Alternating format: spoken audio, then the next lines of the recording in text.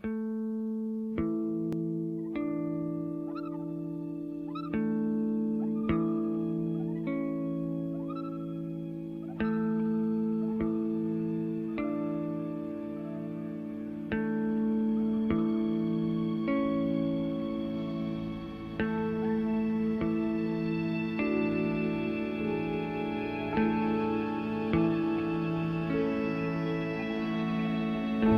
claimed asylum in 2011, and that was in London, Croydon.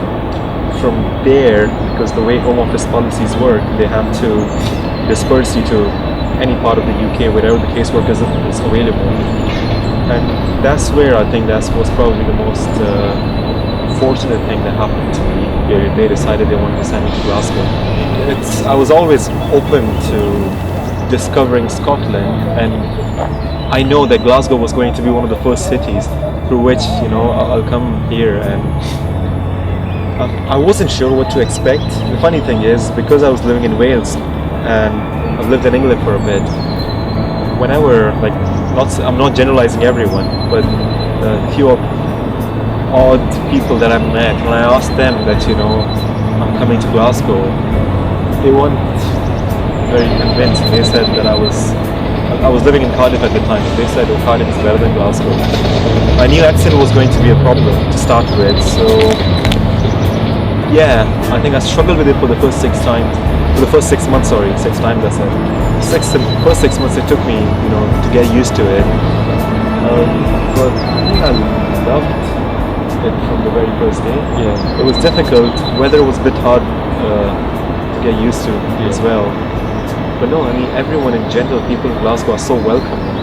The most amazing thing was, whoever I spoke to at the time, or even today, it seems like you're making sense and you can understand each other, and that's the most comforting and welcoming feeling that you can ever have. So yeah, Glasgow is home to me now. In the beginning, I was given a house in Red Road Flats, so I stayed there for this 6 months, but because I was put on a fast track, which means your case, they have to wrap up your case within the first 6 weeks, and I wasn't aware of that, what fast track was, and later on when I had to read about it, my person, learning it through my experiences. So for the first 6 months, I had a flat to myself. Even though it would sound that was more comfortable way of living, it was the second time when I came to Glasgow is because the time when I was coming to the end of my support being ended, I found out there was a night shelter that was being set up, and it was going to be for people with no recourse to public fund, who receive no money and no right to housing, no right to work. But like anyone else would be, I think the way my upbringing was, it was a hard thing for me to accept at the time, because I wasn't sure what it was going to be like to accept being officially homeless. But I say this, and I think coming to the night shelter was the best thing that has ever happened to me. Even though, so I'll just say, living in a night shelter means you have to be out on the streets for 12 hours a day. A night shelter runs 7 days a week, from 8 in the evening to 8 in the morning. And it's a mixed group of volunteers, who are there. They stay overnight, make sure the food is there, and on average we have 15 to 20 people there every night. And I stayed there for 2.5 years.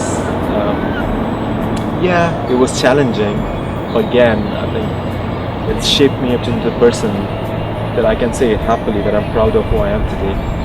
I mean, the most difficult thing for me was just coming into terms with you ought to have some sort of anxiety if you're going through that system, and just claiming asylum in UK itself is so challenging and difficult, because fingers are always pointed at you, your confidence, and you're told that we don't believe you, you're lying, your credibility is at risk. And I've met people, they start doubting themselves that whether whatever they are saying is right, and they think quite often before saying something, because it's a confusion and it's a shock to your own confidence.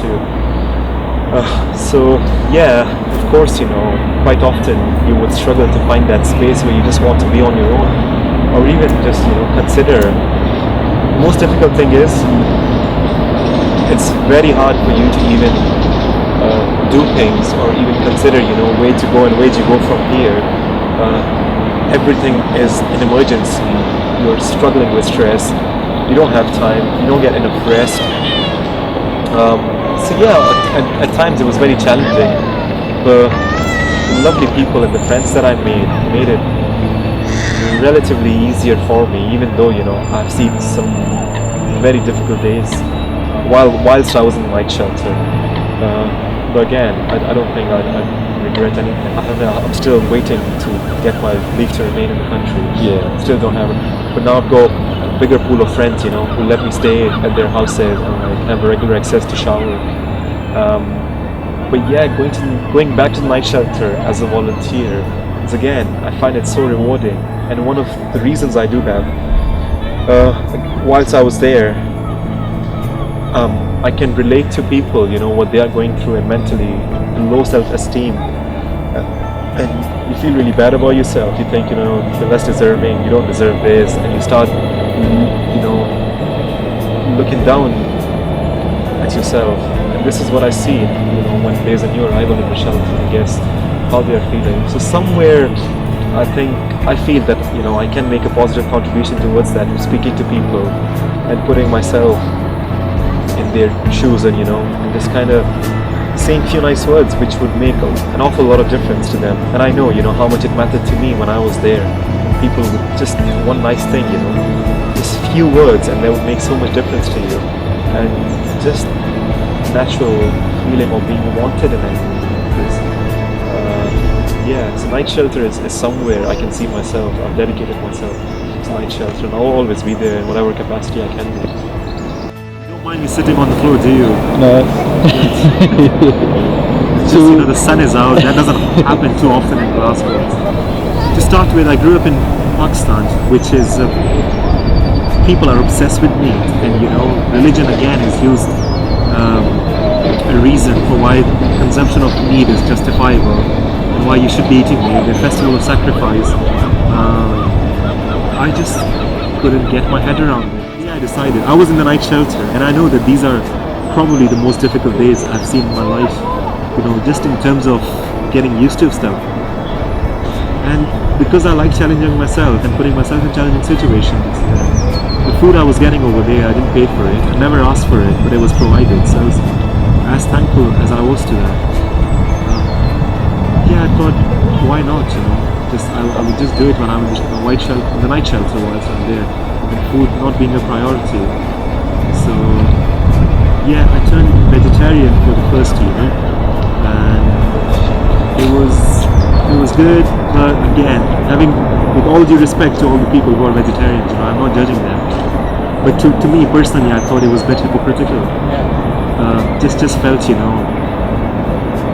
veganism makes more sense than anything that's coming out of animals, rather than eating cheese and eggs, which is pretty much the same concept. And I know, I was aware of the fact that night shelter again that environment was again an extremely challenging environment, because most of the guests, they come from countries where meat is a delicacy, and people enjoy their meat. And I knew that I was going to be the only one there who would be vegan, and meat was always going to be there. And if in any way it was going to be tempting, then that was the environment. So if I decide to turn vegan while I was in the night shelter, then yeah, I could do it very easily. And that is exactly what happened. I decided to turn vegan. Food was limited on times, but we have many volunteers who are vegans, so they'll always make sure there is something vegan there. And